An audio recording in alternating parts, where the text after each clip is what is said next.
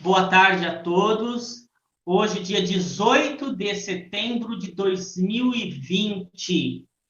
Hoje é uma data, primeiro, uma data especial para mim, porque hoje, há 7 anos atrás, em 2013, eu fundava o meu primeiro coral, certo? O meu primeiro coral particular, né? Meu único coral particular, que é o Coral Infanto Juvenil Tupi. Eu fundava nesse dia, há 7 anos atrás, o Coral Infanto Juvenil Tupi. Coral esse que ainda está parado por um momento, né? Nós estamos aí por causa da pandemia, então nós estamos parados, certo? Mas vamos voltar aí com o grupo, com o grupo letivo de coral, quando tivermos aí a oportunidade de voltar. Lembrando que o Coral Infanto Juvenil Tupi não é o mesmo coral espetáculos, que é o coral da Escola Primorosa Jorge do Nascimento, tá? O Tupi é um projeto particular meu, que eu trabalhei com ele de 2013 até 2017, aliás, até 2018. No final de 2018, eu encerrei as atividades com ele, deu uma parada, e nós estamos aí sem corpo letivo do coral desde 2018, certo? Bom, mas voltamos aí ao nosso assunto, né? Porque senão a gente não tem como continuar aí a nossa aula, né? Vamos começar a nossa aula. Hoje nós vamos falar de História, Geografia e Ciências, né? Mais ciências, né? Nós vamos falar sobre um assunto que vocês aí estão aí, acho que carecas de ver, né? Mas que é muito importante para vocês entenderem a construção da vida no planeta Terra, etc. Lembrando que essa aula é apenas uma introdução, tá bom? É apenas uma introdução. É uma introdução, mas que vocês poderão depois entrar nos links que eu vou deixar embaixo para pesquisar sobre esses assuntos. Nós vamos falar sobre os grupos de seres vivos, certo? Os grupos de seres vivos, ou basicamente, né, a classificação de reinos naturais. Primeiro, vamos entender o que seria reinos naturais. Bem, de acordo com os estudos que não são de hoje ou de ontem, são estudos que foram feitos há anos na área das ciências, um grande cientista, pesquisador, chamado Edgar Oparin, ele começou a estudar a evolução dos seres vivos, a evolução dos seres na Terra, desde a sua formação, desde as rochas até chegar nos seres humanos. Então, ele percebeu que os seres humanos, eles têm uma classificação, certo? A gente pode dividir os seres vivos, né, não os seres humanos, os seres vivos em classificações, que são classificações muito amplas, que é chamada de reinos. O que são esses reinos? São, basicamente, o reino animal, o reino vegetal, o reino mineral, o reino monera, ou o reino dos fungos também, né, que a gente conhece. Os 4 grandes reinos da natureza, certo? Esses reinos, eles se dividem em pequenas partes, certo? Em pequenas partes, certo? São os que a gente chama de sub-reinos, certo? Sub-reinos. Esses sub-reinos, eles têm as suas características próprias. Vamos começar pelo amplo, certo? Pelo amplo. Os reinos. Nós temos o reino animal, que é onde estão os animais. Quem são os animais? Os animais são os seres vivos, como, por exemplo, o ser humano, os anfíbios, os equíneos, os ovíparos, todos os animais que existem na face da Terra. Professor, o ser humano é um animal? Sim, o ser humano é um animal. Professor, mas o ser humano, eu não acredito, o ser humano é igual, eu não sou um animal, eu sou um ser humano. Independentemente, todos os seres humanos são animais como os outros. A diferença é que os seres humanos, certo? Ele tem a capacidade de raciocinar. O que é isso? A capacidade de pensar, certo? Preste bem atenção. Tem a capacidade de pensar, ou seja, ele consegue pensar, ele consegue refletir suas ações, eles têm livre arbítrio. Esse é o animal espécie humana, é da espécie humana, ok? E os outros animais que existem? Os outros animais, eles são irracionais, certo? Irracionais. Ou seja, eles não têm a capacidade de pensar, eles agem por instinto, certo? Então, duas grandes diferenças do animal ser humano para os restantes dos animais.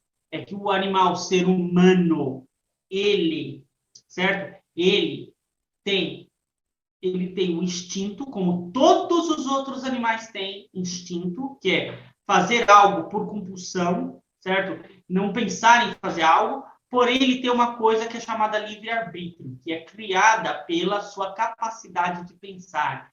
Ele pode não querer fazer aquilo, certo? Mesmo que o instinto mande ele fazer, mas ele pode não querer fazer, ele pode não fazer, certo? Ele pode não fazer. Quer ver um exemplo? Um cachorro, certo? Um cachorro. Ele, ele tem um instinto de defesa, certo? De defesa. Se ele sente que ele está sendo atacado, ele vai fazer o quê? Senhoritas e senhores, ele vai fazer o quê? Ele vai atacar, certo? Ele vai atacar como defesa, ok? Tá, professor, mas e o ser humano? O ser humano, ele tem o quê? Se ele for atacado, ele pode pensar. Vamos supor, o ser humano está sendo assaltado. Ele pode pensar em reagir ou não reagir, certo? Ele pode pensar nessas duas possibilidades. Aí fala, se eu reagir, o cara está armado, ele pode me matar, então eu não vou reagir, certo? Se fosse um cachorro, estava lá sendo assaltado, uma hipótese, tá, gente? Uma hipótese, o cachorro está lá sendo assaltado. O cachorro está lá sendo assaltado, ele se sente em perigo, o que o cachorro vai fazer? Ele não vai pensar se ele pode ser morto com arma ou não. Ele não vai pensar, porque ele não pensa. Ele vai o quê? Atacar o bandido. Ele vai atacar o bandido. Porque ele vai atacar. Em hipótese, ele vai atacar. Mesmo ele sabendo que às vezes ele pode perder, mas ele vai atacar. Por que ele vai atacar? Porque o instinto dele faz isso. Então, o ser humano tem instinto? Ele tem o instinto, porém ele tem a capacidade de pensar, que vai provocar o livre-arbítrio, ele vai poder escolher entre qual que é o melhor para ele fazer, certo? Essa é uma das grandes diferenças do ser humano para os outros animais, tá bom? Então, os animais, certo? Eles têm uma divisão dentro dele. Tem os animais, que são os animais que vivem na água, os animais que vivem na água e no solo, os animais que vivem no solo. Nos animais que vivem na água e no solo, tem a divisão também. Aqueles animais que têm ossos e os animais que não têm ossos, certo? Tem os animais que comem verduras, vegetação, e os animais que comem carne, certo? Que comem carne. Então, e tem os animais que comem de tudo, né? Comem de tudo. Não, senhorita Manu, não é os ricos que comem de tudo, tá? Os animais que comem de tudo são chamados de polívoros, né? Polívoros, certo? Né? Para os livros, olha, polívoros, ou seja, eles comem de tudo, certo? De tudo, ok? Outra coisa também tem uma outra denominação científica, mas essa denominação científica eu nunca me lembro de como é, tá certo? Mas também isso nunca cai também na prova. É só o professor Girafales que pergunta lá para o Chaves, lá, como são os animais que comem de tudo. São os polívoros, né? Polívoros, né? Bom, mas voltando aí ao nosso assunto, que é mais importante. Então, eu tenho as classificações dos animais dentro do grupo, certo? Nós temos os aracnídeos, que são as aranhas, nós temos os insetos, que são aqueles insetos lá que vocês veem, por exemplo, as baratas, as moscas, as formigas, etc. Nós temos inúmeros insetos aí também, certo? Temos também o outro reino, que é o reino das plantas, o reino vegetal, certo? O reino vegetal. Aí nós temos diversas espécies de planta. Nós temos as plantas de solo, que são aquelas plantas que devem ser plantadas no solo, direto no solo. As plantas de vaso. Nós temos também as plantas aquáticas, que são aquelas que ficam abaixo da água. Certo? Tem planta embaixo da água? Tem planta que fica embaixo da água também, certo? Também temos outras espécies de plantas. Temos as plantas que são comestíveis, como, por exemplo, as verduras, os legumes, as frutas, certo? Que são plantas comestíveis, e temos as plantas não comestíveis, que também são chamadas de plantas ornamentais, são aquelas plantas que devem só para deixar bonito lá, colocar lá a beleza, né? Deixar o lugar bonito, certo? Então, são esse tipo de planta. Nós também temos o reino mineral. O reino mineral é o reino das pedras. Professor, mas pedra? Existem tipos diferentes de pedra. Por exemplo, na pia da sua mãe é uma pedra. Uma pedra chamada mármore, certo? Mármore. No piso, por exemplo, de uma casa, ou até mesmo no piso da escola, por exemplo, o piso da escola é granito. É granito, que é uma pedra também. No isqueiro, que a mamãe ou que o papai acende o fogão, ou se fuma, acende o cigarro, né? Lembrando que fumar é um péssimo vício, viu? Também no isqueiro, lá do isqueiro que se usa para acender o fogo, ele também tem uma pedra ali dentro, que é uma pedra de calcário, certo? O giz que você usa também é a base de uma pedra, que é a pedra cal, né? Que é a pedra cal. Aquilo que você usa para escrever o lápis, a grafite também é uma pedra, também é uma pedra. O carvão que você usa lá para acender o churrasco lá de domingo, certo? O churrasco de domingo, e ó, se tiver churrasco em casa, convido o professor aí, tá? Convido o professor, tá? Então, para você fazer o churrasco, também é uma pedra também. São tipos de pedras diferentes. Aquela pedra que o pedreiro usa para encher a coluna, para encher a laje, aquele é o tipo de pedra também, certo? Tipo de pedra também. Então, são vários tipos de pedras e de minérios diferentes. Você tem uma pedra chamada bauxita, que sem ela a gente não teria os componentes para fazer os chips de computador. Nós temos também pedras, como por exemplo uma pedra vulcânica que forma os filetes de ouro também, senão a gente não teria o ouro. Então, vários tipos de pedra. O ferro também, que é tirado também, o minério de ferro, que também é uma pedra, também vem de pedras também. Então, tudo isso daí, certo? Tudo isso daí está presente no reino mineral. Eu lembro de um aluno chamado Jorge Danilo de Souza Paes. Era meu aluno lá de 2009, lá da escola Rainha Pissarra. Esse aluno meu, ele falava que o reino mineral, ele achava o reino mineral muito chato, porque era só falar de pedras. Só que quando ele viu a quantidade de pedras que você tem, né, que você tem de tipos de pedra diferentes que você tem, né, são mais ou menos, tem pedras, por exemplo, as pedras, por exemplo, que fizeram as pirâmides. Para vocês terem uma ideia, vou ter uma ideia como é interessante esse assunto do reino mineral. As pedras que fizeram aqueles tijolos, aquelas pedronas enormes, gigantescas, que formaram as pirâmides no Egito, elas são formadas, sabe do quê? De conchas que foram se sedimentando, ou seja, elas foram se ligando uma na outra, por mais ou menos por volta de 75 milhões de anos antes de Cristo. Ou seja, antes de existir vida humana na Terra, certo? Aquelas pedras estavam em formação. Elas eram conchas de animais antipré-históricos. Puxa, professor. Exatamente, animais antes da pré-história ainda. Olha quanto tempo você tem para surgir aquelas pequenas pedras. Tá certo? Então, é muito interessante você estudar. Eu tive uma professora de história, o nome dela é Anunciata. Hoje ela deve estar quase 80 anos, mais ou menos. Uma excelente professora de história que eu tive. Aliás, a melhor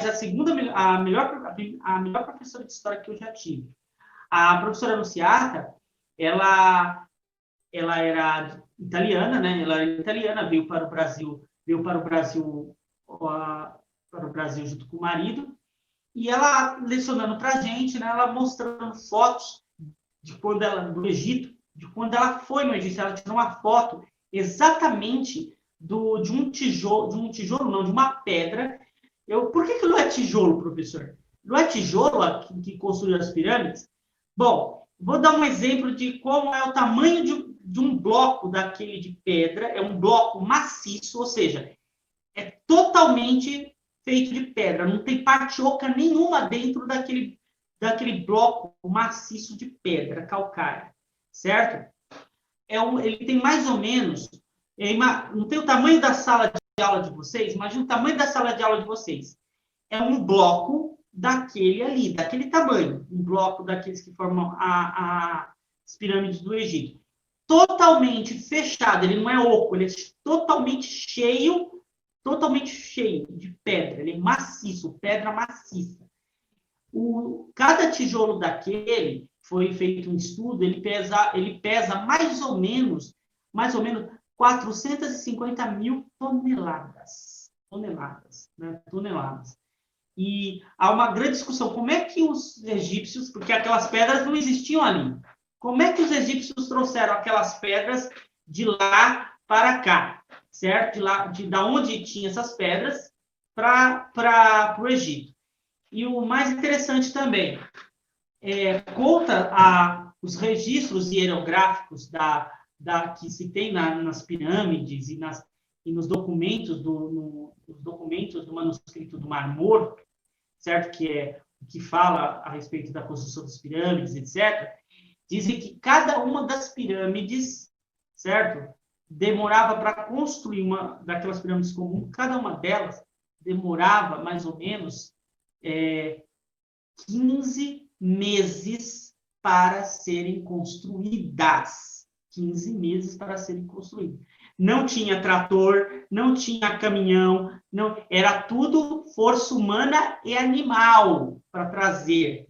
E demorava 15 meses. Aí a gente olha as nossas obras públicas aí que demoram anos, certo? E duram meses. Lá as obras demoravam meses para ser construída e duram milênios, porque daquela época até hoje, vocês veem aí, né? Então, mas deixando esse assunto de lado, né? Vamos continuar aí falando sobre os reinos. Falamos do reino animal, falamos do reino vegetal e falamos agora do reino mineral, que são os reinos dos minérios, ou seja, o reino das pedras, certo? Mas por que, professor, reino minérios de pedras? Qual que é a diferença? Porque as pedras são minerais. São minerais. Nós, seres humanos, também somos capazes de produzir pedras. Sim, nós, seres humanos, somos capazes. Tem algumas, somos capazes, porém, isso nos faz um mal muito grande. Por quê? Essas pedras, elas podem até matar uma pessoa, né? Que são as pedras chamadas de cálculos renais, pedras nos rins, essas coisas assim. É muito complicado isso daí, né? Muito complicado ter uma coisa dessa. Mas o ser humano também é capaz de fazer pedras também, né? Bom, e um dado interessante, viu? Um dado interessante. Deixa eu até olhar aqui para ver de onde que... do jornal da Faculdade de Oxford. Diz o seguinte, que a maior pedra expelida por uma pessoa media 30 centímetros, olha só, 30 centímetros e pesava 1,10 kg. E foi expelida por via anal, ou seja, a pessoa defecou a pedra.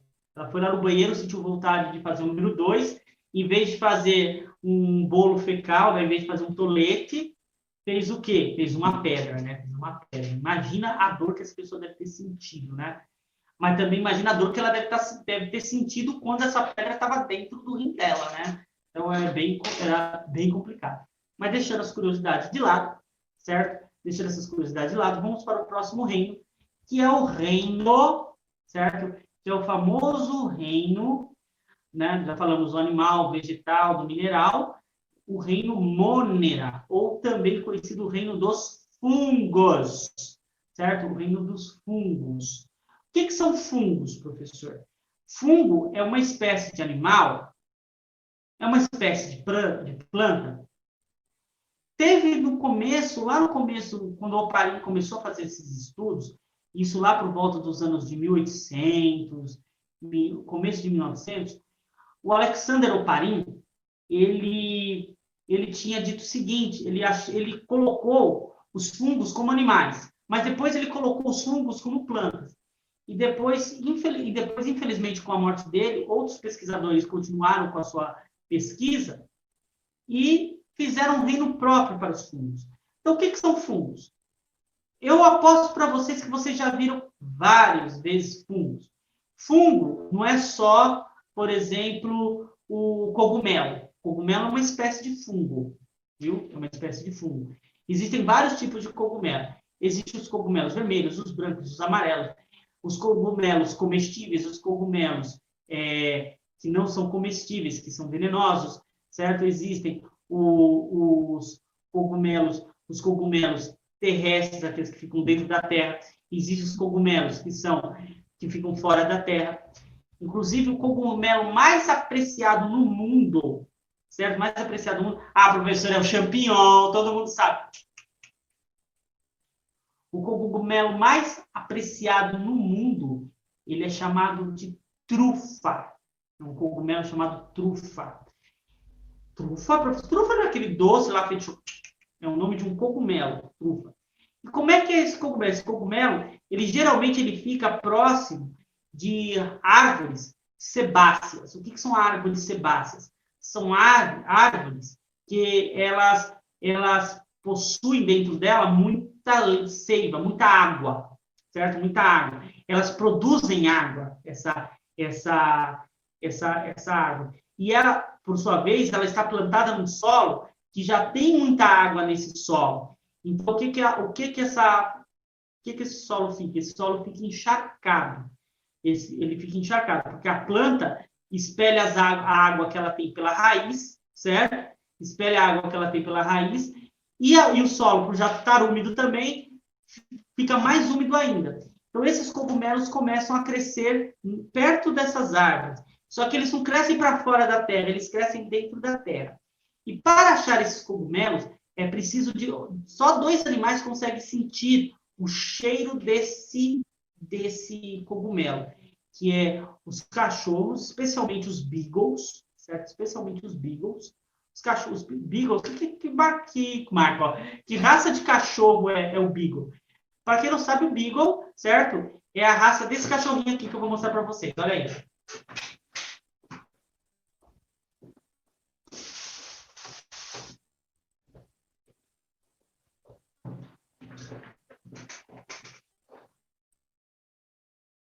Desse aqui, ó. O Beagle é a raça do cachorro Snoopy. Certo, senhor Snoopy? Olha lá o senhor Léo. Manda um abraço pro Léo. Isso. Então, o Beagle, né, os Beagles, eles têm um olfato muito especial para achar esses coisas. E qual é o outro animal também? Os porcos. Tá certo? Os porcos, eles também ficam aqui também assistindo a aula do senhor Léo. Né? Os Beagles e os porcos, eles conseguem sentir o cheiro desse cogumelo. O quilo desse cogumelo, ó, você tem uma ideia, o quilo desse cogumelo custa exatamente R$100. Né? R$100. Ele é gostoso? Eu, particularmente, não gosto. Eu não gosto desse tipo de alimento, certo? Eu sei preparar. Geralmente ele é feito assim, você corta ele em fatias e frita ele junto com ovo. Com ovo e serve com pão. Nossa, minha mãe adorava. Minha mãe, meu pai, eu nunca gostei, né? Nunca gostei nem de champignon eu gosto, pra vocês terem uma ideia. Nem de champignon eu gosto, pra vocês terem uma ideia. Mas meus pais adoravam esse cogumelo, né? Eu não sou muito fã, não. Mas ele é geralmente servido assim. E ele é caríssimo, porque para achar desse cogumelo é complicado, é bem complicado. E são cogumelos maravilhosos, muito bom mesmo. Bom, os fungos também vocês já devem ter visto. Às vezes, quando vocês olham assim, depois de uma chuva, ou num lugar que sempre cai água, tem sempre chuva, vocês olham assim, encostado à parede, ou uma pedra, ou um tijolo, vocês veem uma cobertura assim, preta, esverdeada, certo? Professor, aquilo ali é lodo. O lodo também é uma espécie de fungo também. O lodo, certo? É uma espécie de fungo. Também o mofo. O mofo também é uma espécie de fungo. O mofo, é um caso interessante. Todo mundo pensa que o mofo ele surge porque o ambiente está molhado. Não, senhor. O mofo ele é trazido pelo ar. Ele é trazido pelo ar.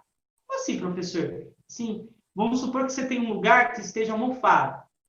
Vamos supor que você jogou no lixo, pegou lá, comprou pão, ficou o pão 3 dias lá ele mofou.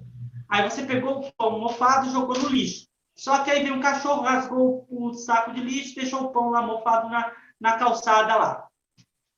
Estava ventando, aquele mofo, ele vai voando com o vento.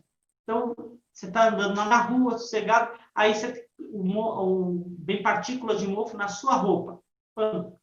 Certo? Aí você está lá, usei aquela roupa, usei aquela camiseta, vou deixar aquela camiseta ali, certo? Ali depois eu vou pôr ela de novo, porque eu vou fazer uma outra baguncinha, não vou sujar uma camiseta nova. Aí você vai deixando ali, você esquece, deixa lá uns 2, 3 dias, quando você vê, ela já está com mancha de mofo. Por quê? Você pegou aquela partícula de mofo, ela começou a se proliferar dentro na sua blusa. O mofo também, ele é uma grande casa de bactérias, certo? Uma grande casa de bactérias também, né? Grande casa de bactérias. E, por incrível que pareça, tinha uma época, lá no começo do século XIX, por volta de 1805, 1806, médicos, olha que interessante o que eles faziam. Sabe quando você tem quando você rala o joelho? A mãe de vocês, a mãe de vocês não, né? Porque hoje é tudo Nutella, né? Hoje as crianças estão tudo, ai, suar, ai, isso. Queria ver da minha época, que quando você ralava o joelho, a mãe ia lá com metiolate, tacava o metiolate lá, aquilo ardia até a alma. Aquilo ardia até a alma. Mas então, antes do metiolate, o que os médicos faziam quando a pessoa ralava, cortava alguma coisa e começava a sangrar? Eles pulverizavam pó de mofo. Você acredita? Pó de mofo. Para quê? Para matarem as bactérias. Porque as bactérias do mofo, elas comem as bactérias que estão presentes na pele. Ou seja, promovendo com que aquela casquinha surja mais rápido. É interessante isso, só que tem um detalhe. Se você deixar muito tempo, aquilo ali vai infeccionar.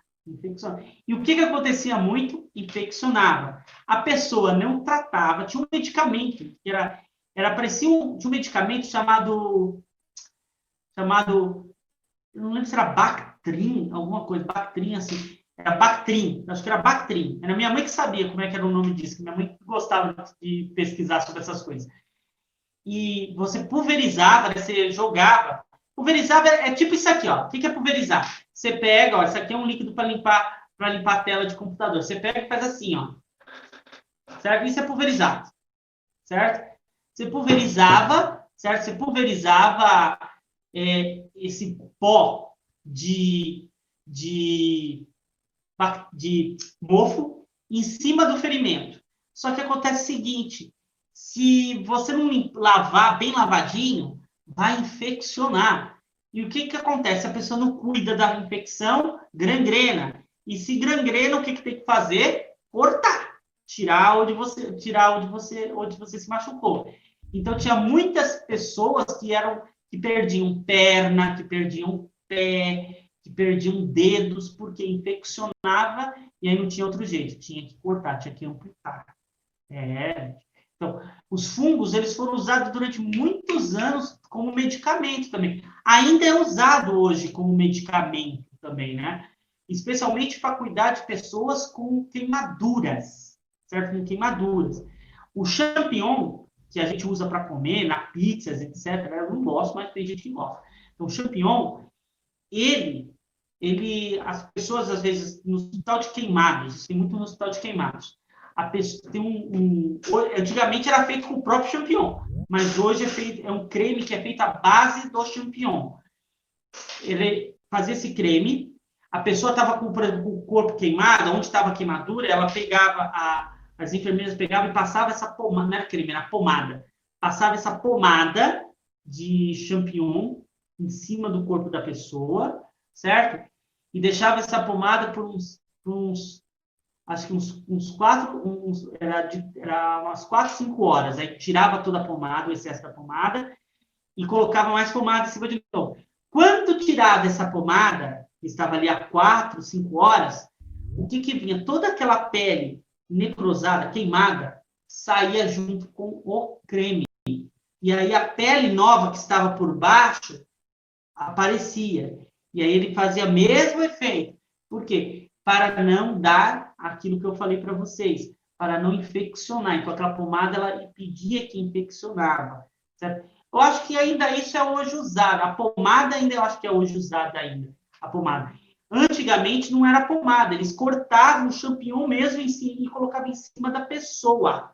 Certo? Em cima da pessoa. Nossa, André, quem tem pai enfermeiro, depois coloca. Quem tem pai que trabalha no hospital, é enfermeiro, pergunta para ele se ainda utiliza aquela pomada à base de cogumelo, à base de champignon para queimaduras, certo? O último relato que eu li sobre o uso de champignon para as peles que estavam queimadas foi que eu li na internet, que agora tem tudo, né? Você pode pesquisar à vontade. Minha mãe ia ficar louca da vida, porque tudo que ela gostava, ela adorava pesquisar as coisas. O último relato que eu vi de uso do próprio cogumelo, sem ser essa pomada, do uso do próprio cogumelo foi em 1790, certo? O último relato. E lá para cá eles usavam pomada. E eu não sei se ainda usa essas pomadas ainda, mas é um grande avanço, né, para a pele queimada. Inclusive, eu acho que a hipoglós, ela também usa um pouco a hipoglós. Essas pomadas para queimadura, elas usam muito, muito isso, né? Não muito, né? Porque queimadura de líquido, vamos supor, queimadura de urina. Professor, urina queima? Uhum, urina queima. Urina queima. Como assim, professor, urina queima? Porque urina, dentro a gente consome líquidos, certo?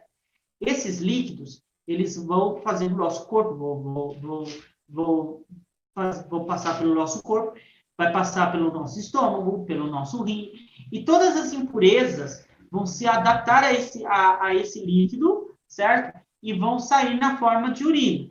E dentro dessas impurezas, vai se criar um ácido, certo? Um ácido. Eu não lembro se é ácido hídrico, alguma coisa, eu não lembro qual é o nome do ácido, mas é uma espécie de ácido também, certo? É um ácido leve, mas é um ácido, acho que é o ácido úrico, lembrei, úrico, né? Quem aí fala assim, professor, eu tô com muito ácido úrico, não é que tem muito ácido úrico, é que o nível de ácido úrico na urina está mais elevado do que deveria estar, certo? Do que deveria estar. Então, tudo isso daí, esse ácido, ele queima. E quando a criança ainda é bebê, por isso é que as mães, né, trocam os bebês toda hora que eles fazem pipi, mesmo tendo a fralda descartável lá, e passa, inclusive, pomada para evitar queimadura, certo? Porque a pele do bebê ela é muito mais leve do que a nossa pele humana, a nossa pele adulta. Então, ela tem a maior facilidade de queimar, certo? De queimar. Enquanto, isso não sou eu que estou dizendo, tá? É um site que diz isso daqui. Eu preparei a aula, eu estou com toda a aula aqui feita. Então, estou falando para você, mas estou vendo aqui os dados. Um adulto, para ele sofrer uma queimadura de urina, ele precisa ter, no mínimo, uma concentração de urina por mais em cima da pele, por mais uma concentração de mais ou menos uns 2 litros de urina em cima da pele, certo? Uma criança, um bebê, ele precisa ter apenas 20 mililitros, certo? Lembra lá da aula de matemática, litro e mililitro? Então, veja, 20 mililitros. O que é 20 mililitros? Na verdade, um dedo dessa caneca. Um dedo dessa caneca de líquido. Ele precisa para isso. E uma criança, em fase, após o nascimento, um bebê, ele, por vez, Por incrível que eu não sabia disso, eu descobri isso pesquisando para a aula de vocês. Um bebê, ele faz de urina por dia 6 litros. E brincadeira. Um ser humano normal faz 8. Certo? Um bebê faz tudo isso. Aliás, perdão, um ser humano normal faz 4 litros de urina por dia, mais ou menos, de urina por dia. 6, certo? Porque é uma resposta do corpo. O corpo dele está se adaptando à vida, está se adaptando, né? Está se adaptando ao cotidiano. Então, por isso, e também por se alimentar muito com líquidos, etc., também você tem uma maior produção de líquido de urina. E a dele tem bastante ácido, porque está criando os anticorpos necessários para que ele não tenha certas doenças, né? Certas doenças. Por isso, né? Por isso que uma criança, ela tem um bebê tem muito mais queimadura do que um adulto, certo? Do que um adulto. E também pela higiene também, né? É claro que ninguém vai, né, vai ficar com urina em cima de uma pele, da sua pele para dentro. Ah, deixa eu ver se é verdade, deixa eu ver se fica queimado mesmo. Vou deixar aqui, ó. Ficar aqui olhando, ninguém vai fazer isso, né? Então, esses são os 4 reinos, certo? São os 4 reinos, né? Os 4 reinos da natureza, que é o animal, o vegetal, o mineral e o dos fungos, certo? Dos fungos. Nós convivemos com todos eles, nós dependemos deles. Professor, nós dependemos de fungos? Sim, nós dependemos dos fungos. Porque eles também fazem uma coisa muito importante para nós, a fotossíntese. Eles também fazem a fotossíntese, certo? Eles também fazem a limpeza do solo, certo? Eles fazem a limpeza do solo também. Então, os fungos são importantes? São importantes. As pedras, para que serve pedra? As pedras são importantes. Você precisa de tijolo, você precisa de uma rua asfaltada, você precisa do ferro para construir as pontes, as casas. Então, você precisa de minerais, certo?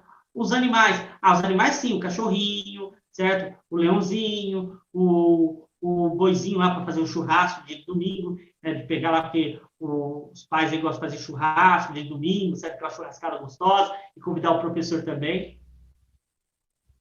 para o churrasco, né? Então, ok? Mas então, isso aí sim é importante, sim, é muito importante também, comer lá o seu churrasquinho, comer lá os seus animais, o seu franguinho assado, o seu peixinho assado na brasa, certo? Comer a salada também, que a salada também é uma planta, é um vegetal. Então, todos esses, certo? Itens, certo? Todos esses itens, eles são, certo? Eles são muito importantes, né? Todos esses reinos são muito importantes e nós vivemos com todos eles. Os insetos, professor, eles são importantes? Claro que são, os insetos são muito importantes na natureza. Quer ver um inseto que... vocês já assistiram, quem já assistiu aquele filme das abelhas, né? Ou seja, quando as abelhas não polinizam as flores, o que acontece? Não temos flores, as flores morrem, certo? Elas morrem. Então, as abelhas são os insetos necessários. As baratas, só por uma informação para vocês. As baratas são animais pré-históricos, sabia? São animais pré-históricos. Elas sobreviveram o fim dos dinossauros. Aliás, elas existiam antes dos dinossauros, inclusive. Certo? Elas são os primeiros animais lá do começo mesmo. Então, as baratas, elas são, ó, velhinhas também. Quando você pisa numa barata para matar, quando você vê uma barata lá que vai matar, pense que você está matando um animal pré-histórico, viu? Um animal pré-histórico, viu? Isso mata mesmo, porque barata é um bicho nojento, viu? Bicho nojento. Professor, do que barata se alimenta? Barata se alimenta de resto de comida. Barata se alimenta de cebola. Ela gosta lá que eu vejo lá as baratas. Do que barata se alimenta? Você sabe? Sabe? Diz aí para mim nos comentários. Sabe do que é? Então, diz para mim o que vocês acham que barata se alimenta. Na próxima aula de ciência, eu digo para vocês, vocês me lembram de falar, eu digo para vocês do que barata se alimenta. Por isso que eu falo que barata é nojento. Bom? Então, e o que acontece? Elas existem antes dos dinossauros, existiu durante os dinossauros, existiu depois dos dinossauros, existem agora, e com certeza, depois que a vida humana da Terra deixar de existir, elas ainda vão estar existindo ainda. Viu? Existem vários. Sabe quantos tipos de barata existem no mundo? 10 milhões de tipos de barata diferentes. Certo? E tem uma barata que você pensa que não é barata, você fala assim, nossa, que linda, ela é linda. Ela é linda. Você vai falar assim, ela é linda. Eu odeio barata, mas pode ter que dizer que aquela barata é bonita. Ela tem um jeito bonito, né? Mas só de pensar que é uma barata, dá até asco, né? Então, eu não tenho medo, eu tenho nojo, certo? Eu tenho nojo daquele bicho. Né? Meu primo tem medo, como eu já falei para vocês, né? Uma barata entrou dentro, uma baratinha pequenininha entrou dentro do ouvido dele, e desde aquela época ele morre de pavor de barata. Ele morre de pavor de barata. O cara é maior do que uma porta e morre de medo de barata, tem uma ideia. Mas então, as chamadas baratas do mato, que é uma barata toda preta, com umas riscas amareladas, né? Aquela barata ali, eu acho assim, ela é, vou dizer, ela é bonita, vamos dizer assim, bonita não, ela é, assim, apresentável. Se fosse uma joia daquele formato, é até que agradável. Mas, assim, só pensar que é uma barata de bicho, dá uma certa ira, assim, né? Dá uma certa ira. Pois bem, e são vários tipos, né? Vários tipos. E elas também são úteis, certo? As formigas são úteis. As formigas, por exemplo, se você tem uma árvore, uma planta que está com praga, e você colocar nessa planta um formigueiro, essa árvore pode se salvar. Certo? Essa árvore pode se salvar. Porque as formigas, elas comem pragas que comem as plantas. As formigas também, elas comem um bichinho chamado cupim. Cupim, certo? Cupim. Professor, mas da onde que veio os cupins? A minha mãe disse que os cupins vêm daquele bichinho que fica voando em torno da lâmpada, né? Daquele inseto que fica voando em torno da lâmpada. É que o pessoal lá na minha terra, em Minas Gerais, chama de siriri. Né? Siriri. Eu nem sei como é que é o nome disso aqui em São Paulo.